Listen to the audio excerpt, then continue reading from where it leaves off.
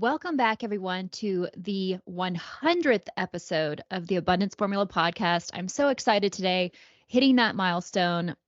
I'm just really excited and I'm proud. I was just in prepping for this episode to kind of do a recap of this podcast experience in honor of the 100th episode. It got me just like excited to see where it had been and where it is now and all the things. So for today's episode, what I thought I would do is just do a little recap and both like for those of you who are new here, so maybe you haven't gone all the way back to episode 1.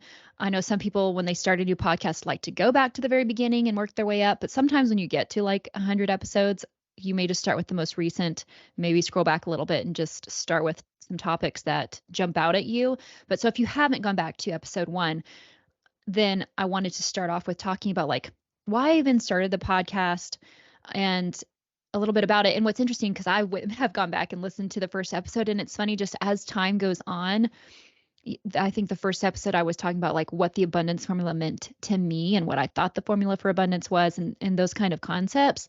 And what's funny is like even that has grown and developed and changed all along the way over the past 100 episodes. And so for those of you who are new and those of you who are not, like just to refresh your memory, this podcast for me started, I literally just woke up one day and I just felt God tell me to start a podcast, and I was just literally told, and the name would be the Abundance Formula.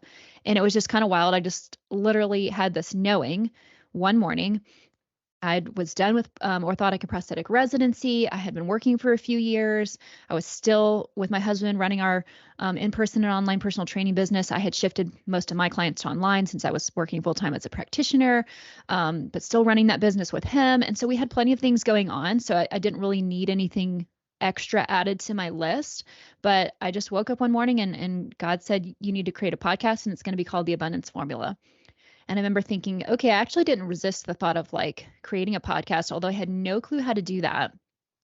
But then I thought, well, let me think of some other names and just kind of see. But nothing else could literally come to me. I couldn't brainstorm anything else because it was just so clear that the title was supposed to be the Abundance Formula. So in thinking about that, I was kind of like, okay, the reason I think he wants me to call it the Abundance Formula is because I personally believe, and I hate that society's trained everyone to think that abundance and success in any area of your life is only for the select few. I know I grew up feeling that way, feeling like I had these extraordinary dreams and this extraordinary desire to be successful at a high level. And pretty much what you hear all around is like, well, just don't get your hopes up. Like, why not though? So that kind of stuff bugged me. And again, same thing that translated into as I was a practitioner, and especially with amputees or any of these people that I would see with a disability of some kind, like in children or whatever, everybody's initial thought and is trained to just focus on why things won't work or why they might not work, as opposed to setting their vision on how it could work. How can we make this happen? And just focusing on that, you can deal with any problems or issues or whatever that comes along, because they will. But there's a difference. There's a complete and total difference in the outcome you will achieve when the vision, though, is on how to make it happen. It's not a question of if it will happen, it's how are we going to make it happen? It's going to happen. If you feel it in your soul and you feel called to it, then you're going to make it happen. All the steps will be revealed as you get going out down the path. And anyone who's listened to this podcast, you know you've heard this so much from every single guest and from me multiple times on solo episodes, which is one of the reasons I was like, I love the name, the Abundance Formula, because I knew from my experience with Paralympic amputee athletes, from being exposed to high level business people, from being around people who are, average and ordinary people, but have extraordinary relationships and connection in their community and all this bonding with humans that people really desire to not feel lonely, that there's so many commonalities, thought patterns, and principles that create abundant living, and they transition to anyone. It's just, will you use them? Do you know about them? Number one, and then will you go implement them? And will you be intentional and remembering that you can create abundance, and be intentional about keeping the vision, be intentional about what vision do you want, and all these different things. So I was like, these are all things everyone can have. They just need to know about it, and they need to feel inspired, have a place that they can come and be inspired on the days they're not feeling like they can do it, and hear from all these people who also felt that same way, persisted anyway, and continued to create amazing abundance and success and impact in the world, and are living extraordinary, that we are not called to be ordinary, that we are not called for sameness. We are called to be extraordinary, and every child is born with that built in them to be a superhero. And it's our environments, it's our communities, it's our society that dumbs that down to be, quote, realistic as we get older, until that seed of extraordinariness is so buried deep that later in life, if we're lucky and we still feel the calling, we still feel that tug, and we still feel uncomfortable because we know we haven't stepped into our potential, to start digging up that seed later in life. So I wanted to create this podcast, and I felt called to create this podcast because it could be able to be a place to maybe help the young people who still have the dream isn't so buried quite so deep yet, or for those of you who it's buried deep, but we can start digging it up. And so that was something I just was really drawn to, is to create a place that people could come and hear the common actions, thought patterns, and principles that create abundant living, and to believe that it's for them too, and to see how it's done, and to connect with different stories that maybe they relate to more than others, to give them the ability to create a vision for themselves to then start pursuing. So I've always been called to help people achieve extraordinary things, to step into that. That's something I've always loved to do, whether it's been as a practitioner, whether it's been as a trainer, personal trainer, whether it's been any of the things. That's just always been a common theme for me that I felt really drawn to. So I loved the name, The Abundance Formula. I didn't try to change it, and I just stepped into that. So the next thing was, again, I had no clue how to do that. I know I've had a lot of you guys DM me and say, I really would like to create a podcast, but I have no clue where to start. So I'm just like, start somewhere. I happened to have a brother that was really techie. So my first thing was I needed to pitch this to him. A lot of people know somebody techie, somebody that's a family friend or whoever. Or again, if any of you guys have messaged me, then I've referenced you to my brother, because since doing my podcast, which was his very first one, then he's helped other people start their podcasts. So, but for me, that was just the first who that I needed. And so I reached out to him, and he wasn't sold on the idea at first. He wasn't sold on the dream yet, but I knew that, and I just kept pitching to him the passion behind it. And so he was one of those people that believed in the unseen, believed in what he knew. He didn't have any clue where this was going or anything about it, but he did dive in. He taught me how to edit my own thing. So then there's a bunch of it that I do pretty much on my own. He uploads it now, but I do all the editing and all of that stuff.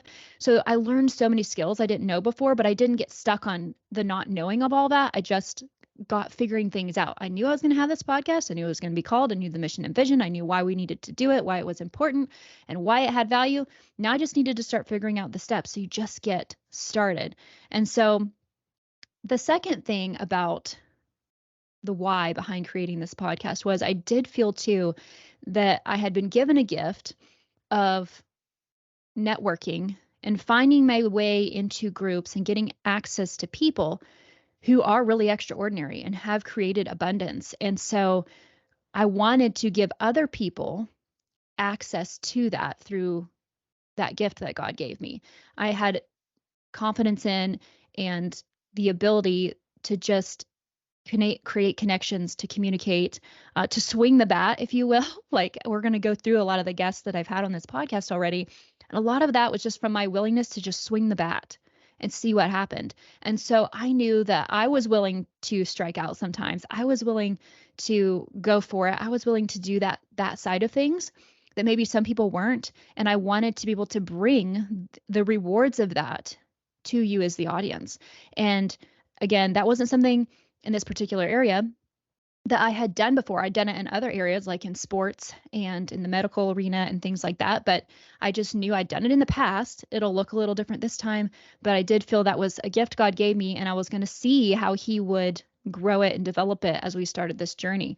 And it really has. So that was another reason I felt called to do this, is I wanted to bring some really extraordinary people, both famous and people that you wouldn't know otherwise, the average ordinary heroes as well, who just are life-changing if you could just hear their story and hear how they think about life and how they see things. And so I wanted to show both sides of the field that, again, all of us view success and abundance differently. Not all of us view success and fulfillment and abundance as going and being a celebrity or being a multimillionaire.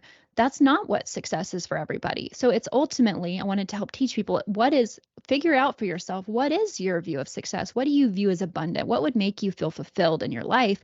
And that's your vision. And we're all given different visions, and we're all given different levels of aspiration for our individual purposes and what we're meant to do in this world.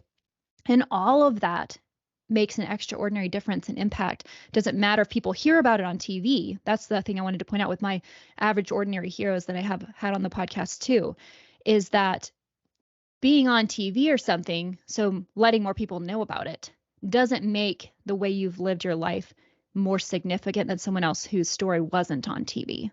So remember that, because I think a lot of times people feel insignificant in their impact and what they've produced in the world because it wasn't on television. So therefore the world doesn't know about it. You don't need a world stage to have really changed and set a completely life-changing ripple effect through the rest of tons of people's lives that you may not directly get to know about that impact, but it still happened because of something you did in your day-to-day. So that was another thing I wanted to show through this podcast, just with the variety of guests of having on.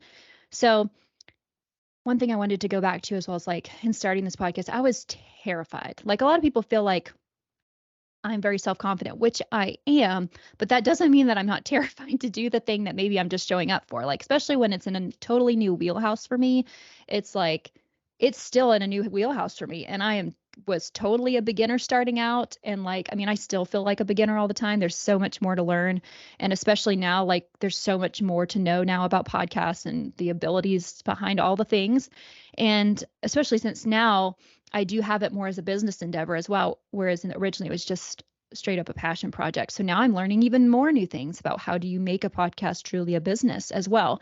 But I was terrified, you guys. I sat in what would eventually turn into our nursery. So that's fun. I've had two kids since we started this podcast, but I sat in this room with my little desk and I had it all set up just to make my brain feel more comfortable, like staged and pretty.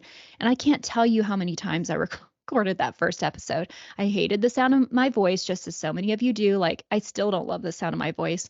But I just kept going and just tried to connect with what I was saying and really embrace letting go of perfection. This podcast has really taught me so much about like it done is better than perfect. And if you do it, the impact will happen more than if you don't do it. And so I like, even if it's one person, if you produce something and it wasn't perfect, but it changed one person, that was worth doing it.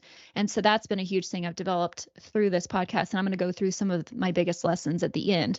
But I was absolutely terrified. I recorded it a ton of times. I stopped doing that later because it took way too long. And I was like, again, it just done was better than perfect is what mantra I just started to really embrace.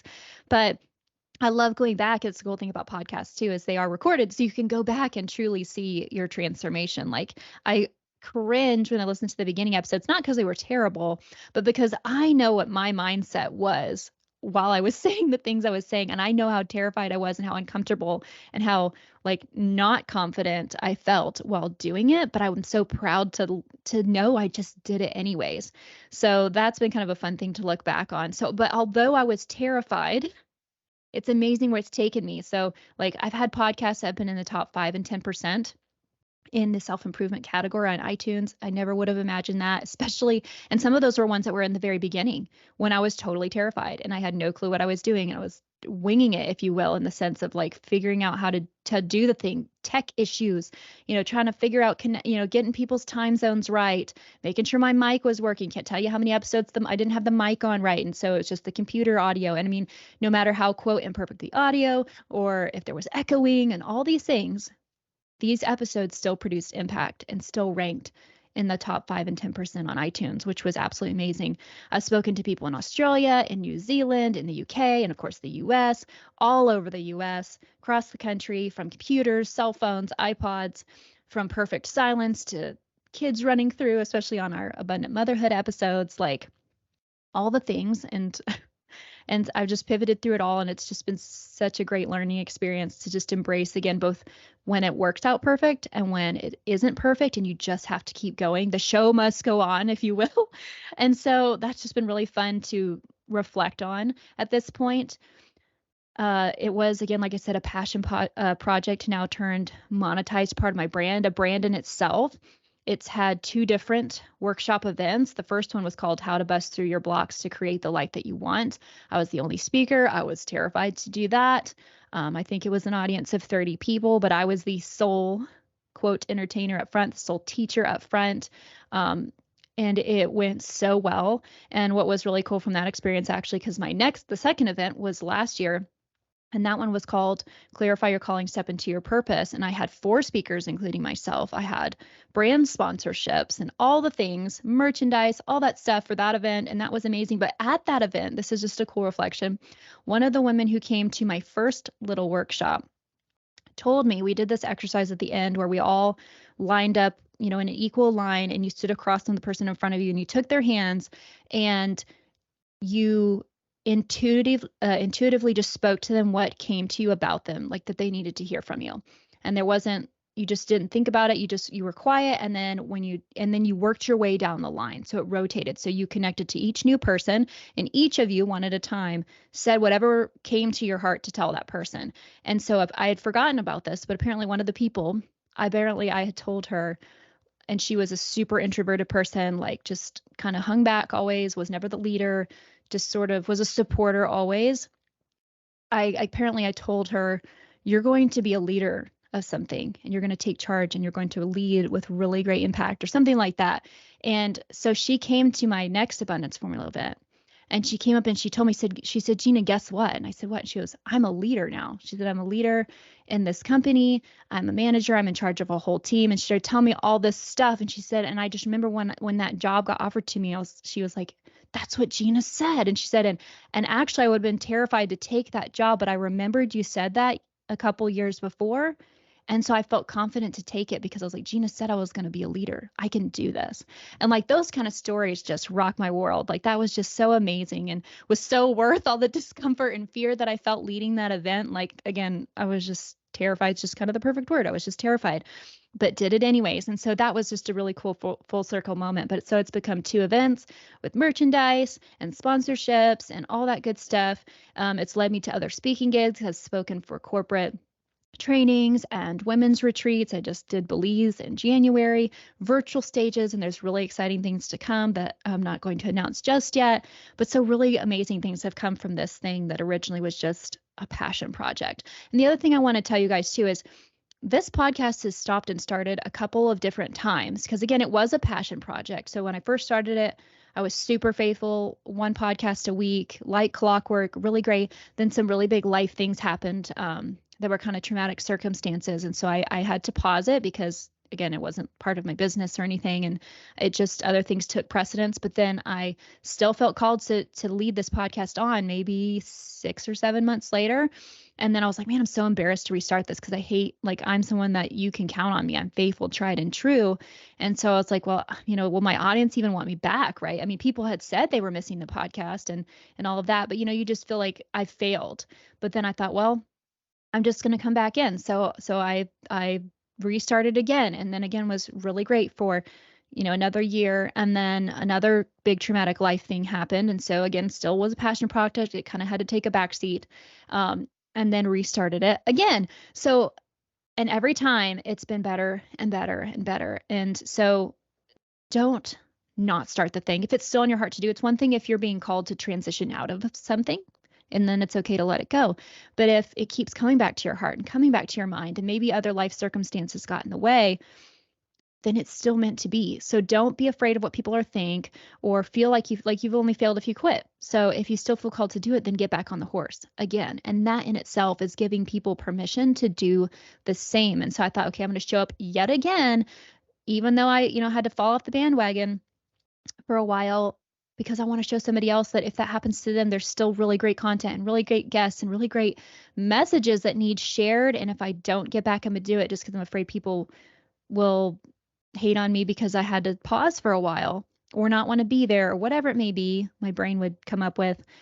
It wasn't true. It was worth the impact to show back up and restart again and just let that be a message in itself. So I want people out there to hear that too, whatever area of life that is for you. If it's podcasting, if it's just relationships, if it's whatever area of your fitness, whatever it is that you feel like, gosh, I keep falling off the bandwagon, get back up. It doesn't matter what people think about how many times you get back up. Trust me, it's more powerful to the people watching that you keep getting back up in the fight and you don't just stay down. So that's huge. So I also wanted to kind of like dive in and review some of the cool people I've had on the podcast. Because again, if you're newer to this podcast and you haven't ventured back to the beginning, I highly recommend you do. And this too goes back along with just take leaps of faith, you guys, because again, I started the podcast thinking, okay, I'll just start small. I had a list of like, ooh, here's my dream, like epic people I'd love to have on someday. And, here's some of the people in between, and I'll just kind of work my way up as I get comfortable. Well, God thought differently with that, because by episode 2, I had the Bachelor Ben Higgins and his best friend, Riley Fuller on my podcast. And I was, again, terrified probably doesn't even qualify for that one. But so celebrity on the second episode was not my plan in any way, shape, form, or fashion. So just take the faith leaps and just keep showing up. But the first episode, I want to review the first episode because this one's important to me. It was one of my besties, Whitney Weiser Savage. You guys know her if you've been here any length of time. She was my very first interview, which was so fun. IFBB Pro Olympian, absolutely amazing story, all of that. She's come on a second time, probably somewhere in the middle of this journey. I thought about having her on for this one just to do recaps, and she's been with me along the whole journey and been interviewed multiple times to see how I've grown and just her thoughts on the podcast. It was her event that I actually spoke in Belize for. But so she was my first interview, and the lesson I learned, and I'm so glad I learned this right out of the gate, she's a very straightforward personality. She will shoot you straight, even if it maybe hurts your feelings. And I love her for that. Honesty is like a missing skill set in this world right now. But so one thing she said, and I'd have to go back and listen to, I forget exactly how she phrased it. And she didn't necessarily say it like directly getting on to me, but my own brain did. Because before starting this podcast, I was concerned about how I would speak about my beliefs on success, abundance, and mindset and these skill sets, knowing that I personally do believe in God and that He created the universe and He created all of these things that work in our favor. Through law of attraction and all of these things, I believe that He's the one who has set all of that in motion. But I had, love and follow a lot of other podcasts and leaders who do believe that same thing, but they phrase to their audience, the universe or higher self or whatever you believe, and then they move on, which is also fine. But that for me, that kind of didn't feel fully authentic. Not that anybody has to believe what I believe, but for me to truly speak my truth from my personal perspective, that is my personal truth. That is how I have achieved success in my life and how I've made it through the worst of times and how I've found the strength to take leaps of faith and how I've problem solved and things like that. And so in that first episode, I can't remember what I had said, but basically she kind of nipped in the bud, like for her, like on her end, I can't remember how we had said it, but she was like, I don't know what everybody else believes, but for me, it's not universe, higher self, whatever. It's God, and He's the only reason I made it through this thing. Something to that nature. And so in my head, I was like, bam, I just have to speak from my truth. I will outwardly say I'm not looking to offend anybody, and nobody has to believe what I believe, but it is what I believe, and I can't speak any other truth. And so I loved that in the first episode, because God was the creator of this podcast, that there was going to be for me personally, just in what felt good to me, is how to show up. No skimping around the topic for me to try to be like, not gentle on it, but whatever. Try to include all the people and, and all their, like, everyone here is welcome. And I love that. And I talk to all the guests have different beliefs, and that's wonderful. And we love those talks. And so, but that didn't mean I had to dim my beliefs to make other people more comfortable, right? And those are key concepts, that no matter what you believe and no matter what your dream is, to never dim it to try to get more people involved. You want the right people.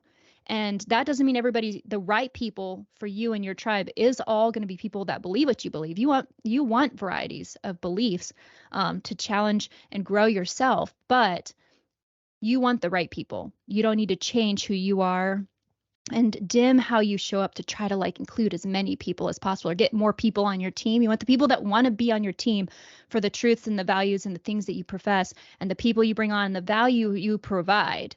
And so that was really great that got just God straightened that out for me right out of the gate with my very first guest, Whitney. And I was really grateful for that. So then, like I said, second guest was already a big celebrity that everybody knows and his best friend. Um, Next interviews were two different Paralympic medalists. Absolutely amazing. I've had award-winning documentary, six-time Oscar nominations, three-time Golden Globe, 12-time AACT nominated feature films, like amazing director, producer, my uncle actually, on. And I've had vice president and president of billion-dollar mega businesses. I've had multi-millionaires. I've had celebrity hairstylists. I've had celebrity fashion designers on. I've had high-up influencers, Instagram and YouTube phenoms on, high powerhouses in the personal development world. I've had the queen of the 10X empire herself on, Elena Cardone. She was actually, fun story about this episode, she was actually the first person to find out that I was pregnant, because I was actually in California, had finished a women's personal development event, and was doing her interview. And that morning I had taken my pregnancy test. And for the first time in over 2 years of trying to have a child, it said pregnant.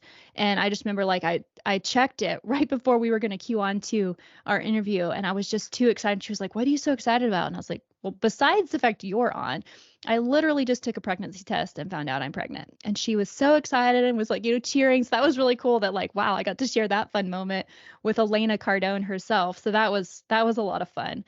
I've had mental health advocates. I've had health and fitness expert, holistic nutritionists, amputee advocates, everyday heroes. Like I said, I'm going to go over some of the top episodes in just a minute. Mothers talking about their motherhood journey and how we find abundance in that. Those have all been some super fun and crazy stories. One of the favorites was my friend Stacy, who actually ended out having her second child on the floor of her bathroom because she got sent home to the hospital and she shouldn't have been, or from the hospital and she shouldn't have been. That's a really fun episode if you've missed that one. I've had six-figure bloggers, professional keynote speakers, all kinds of teachers, spiritual health, business, all of it, real estate moguls, TV personalities, broadcasters, like all of it's been amazing. And again, so you all know, I didn't have any special connections. I didn't have any of that, besides the fact that my uncle happens to be in the movie industry, but he's not brought me anybody he's not brought me anybody. He was the only person I had that, like, that was something he's done. And I loved his story because he was someone that as a little boy in a very conservative Christian community, you need to listen to his episode. They're not telling you to go into the quote worldliness of LA and make movies. Yet he's gone in there and created so many epic, amazing movies and films and made a crazy impact. So make sure you listen to his episode. But besides, like him, I literally didn't know anybody. I did, though, have the confidence to swing the bat, like I said, and I did feel like God gave me a skill set of communication, networking, knowing how to really provide value to people and form true connections to then and collaboration. That's something I'm really good at, is collaborating and promoting other people to up-level their business and what they're doing and spread their message. And people really appreciate that. And it's truly authentic, like that I wanted to share people's message. I truly valued what they had to say. I didn't just have anybody on because they were a big name. Like, they needed to align with the podcast principles and demonstrate what, for me and the podcast, feels like abundant, fulfilled living. Because as we've discussed on multiple episodes, success and abundance are the same thing. You can be successful and the most unhappy person in the world, but you can be an abundant person and not have as much money and all the things, but be happier and more fulfilled in your life. So didn't have the connections, just went for it, you guys, and all of these amazing people. It was really exciting to look back and to honestly see and experience. So key lessons that I learned throughout the whole thing truly was showing up despite it not being perfect. I know a couple different times I've had people who love and care about me, try to say things like, for me, especially after I had my kids, like, I just have to get it done. And so a lot of times it's really early in the morning and maybe I'm just still in a mom bun and my robe and no makeup and look terrible, but I showed up anyways and recorded the podcast, and had a good thought and content, but I was in my robe. And so people are like, you shouldn't do it in your robe, or you shouldn't be in your top knot, or maybe get done up a little more. But I'm like, if I had to wait for all that, I would miss so many episodes. I wouldn't produce the content because that doesn't always align. And so for me, I had to really, like, take feedback, like, obviously when I can, that is the best. When you can be the most professional and look the best and whatever it may be, that's obviously awesome. But the reality of my present life circumstance and season is that sometimes there's just certain pockets and it needs to just get done and the message needs shared and then it needs put out for people to be impacted by. And I've personally released that the impact is God's to make, and he doesn't need me to have makeup on to do that. He doesn't need me to not have my mom bun on. He doesn't need me to be dressed up to do that. He just needs me to show up and then he can do the rest. And so that was a huge thing that I've learned. Or again, it doesn't have to be done in a professional studio. I didn't used to have all these awesome mics and everything. I started with the most simplest thing. And sometimes didn't even have that. It might have just been on a cell phone. And I interviewed plenty of amazing epic guests who had to do it with me to get them on. They were traveling and they were just going to be on their phone. And I wanted to have them on, whether they were on their phone with not the best quality, but you could totally hear them or not. So again, letting go of this need for it to be perfect in order to be successful, because that's not true. And you'll hear through so many people's stories, it didn't have to look pretty at first. It just needed to get done and the message to get out and for people to be impacted, to spread and share the message further. And so that's something I've held strong and true. And even today, when I feel like pressure's like, oh, it needs to be done in the professional studio, it needs to be XYZ, then I go back to some of these people that I know are super successful podcasters. They make six figures and more from their podcast episodes, yet they're in their closet doing it because they're traveling and they needed to get it done. So I remind myself of that all the time. But that was one of the key lessons I've learned that I want you guys to take away. And the last thing that I want to cover, I want to keep this still short and sweet as a recap, but the last thing was that the real value is in the journey, not the pinnacle moment that we're all pursuing. I know we've heard that a lot, but like, here's an example through the podcast. Like I said, I had made sort of a list, and you'll have these people, if you're a podcaster or if you're in business or whatever it may be, these people you're kind of aiming to get to, like, wow, if I could get that person on and help them share their message, that'd be so great for them and for me. And I would love to have this person on. So then I would start to, and I think I'm going to make this a whole course or master class. Let me know if this would interest you further, but just a little intro to it. So I would basically work my way back. Like if they were really big and they had millions of followers, they're probably not going to see my DM. I might still try, or I'll look and see, what email they give for their team, to who to connect to work with them. But paired with that, I would still, because even those get tons of email and tons of things that are higher priority, truly, than maybe my little self, right?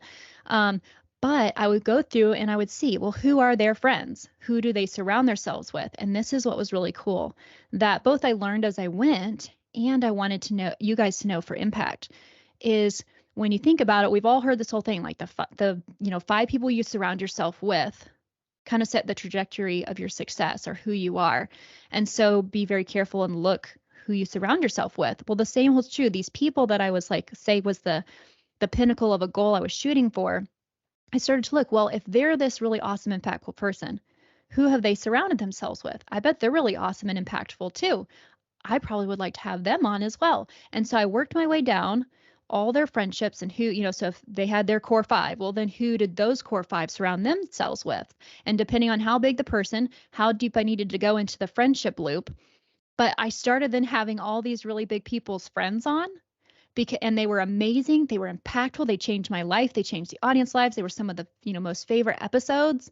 And I'd eventually, because I was now in their conversations, in the whole network on the way up, then when I reached out to the big person, or they then told the big person about me, and I ended up getting the big person on, what was really neat is it wasn't about this pinnacle moment anymore. It's like, that was a really great and amazing interview, and I was so grateful to have the interviews.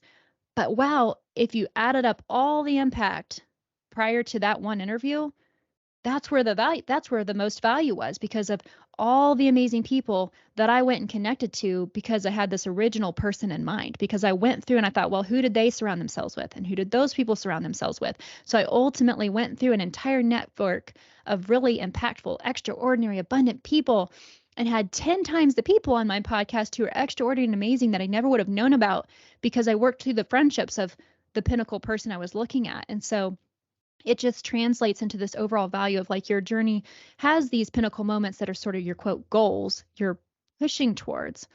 But don't neglect and forget that the real value is in the journey, because in the same sense of how much value I gained, how much more value I gained in the pursuit of getting to that one person, the same is for us in life. there's so much like value in the getting to the thing that you want. And that whole journey and all that value is what made that pinnacle moment even a pinnacle moment. So that's one way to tap into abundance in the journey, because that's another thing I wanted to do with this podcast, is make sure that people could find a way. It's easy to be abundant in the great times when things are going your way and when you're winning. It's hard to hold on to the abundance when things don't seem like they're going your way and the things happening don't seem like they're for you.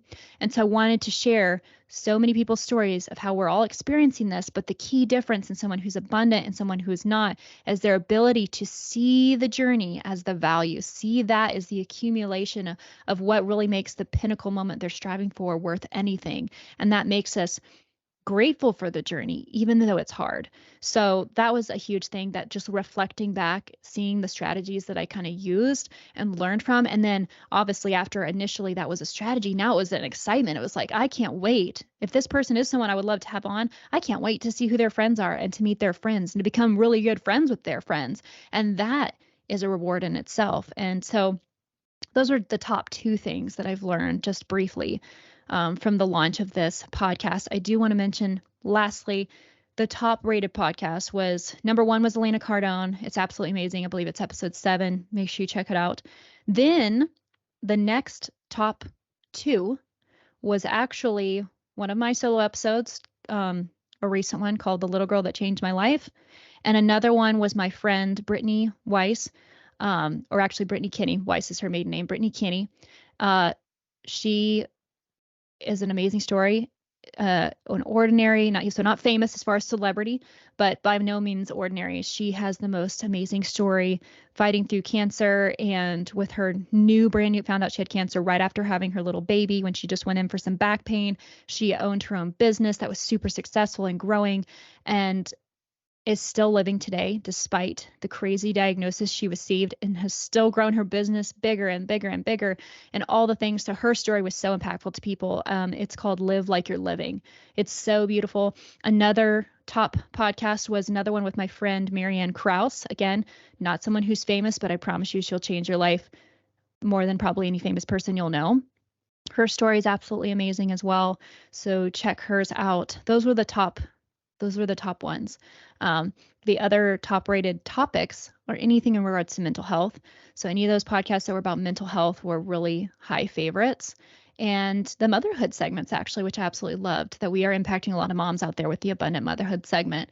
Need to get back on those. The hard part about those, when you're connecting with other moms with a bunch of kids, getting on schedule together to do this is really the scheduling challenge is the biggest thing. But don't worry, we'll be having some more that I'm working on setting up right now. But I hope that was entertaining for you guys, just to hear a little bit more about the journey of this podcast for me, and how I felt along the way, how it started. And I hope that it can inspire you to just do the thing that you want to do, even if you don't have a background in it, even if you don't have education in it, even if the people around you directly don't believe you can do it. This podcast is here, and I am here to tell you, I believe that you can do it. If it's on your heart to do, I believe you can do it. Set your vision on that. Set your vision on your capacity to achieve, and that you can do it. Just focus on how to make it happen, not how it might not work out. It's a very distinct separation, and it's a choice. So make sure that when your brain wants to be like, well, here's all the things of why it might not work, don't do that. Just focus on how it can work. How can I make it work? And I promise that will completely change the trajectory of what you're able to do. So this podcast is here to tell you that we believe that you can do it. You can do it. It's a resource to give you strategies. There's so many business strategies. There's so many relational strategies. There's so many health strategies. There's so many spiritual strategies. There's so many strategies. And like I said, thought concepts, principles that people live by that you can apply to your own life and get the same results. It's just a matter of doing it and keeping the faith and pushing forward. So I hope this was a great episode for you guys. Thank you all so much for being an amazing audience, for making this show what it is, and for being supportive, for giving feedback of what you love to hear about and what you took from it. Thank you for those who share and spread the word and who have rated and reviewed the podcast. If you haven't yet, I know I've done that before where I love these podcasts and then I have just totally forgotten to go in and leave a review. I would really appreciate it if you could leave a 5-star review. It definitely is another one of those modalities that helps if guests are looking at your podcast to see the rates and reviews and what people think about it. So thank you guys who have already done that. please do it if you haven't. But thank you all so much for being part of this community and for supporting me. And I am here to support and love on you guys as well. Hope you have a great rest of your day. See, again, you don't have to be perfect. Can't tell you how many times I've done that. Hope you have a great rest of your day, rest of your week, and I will see you next week.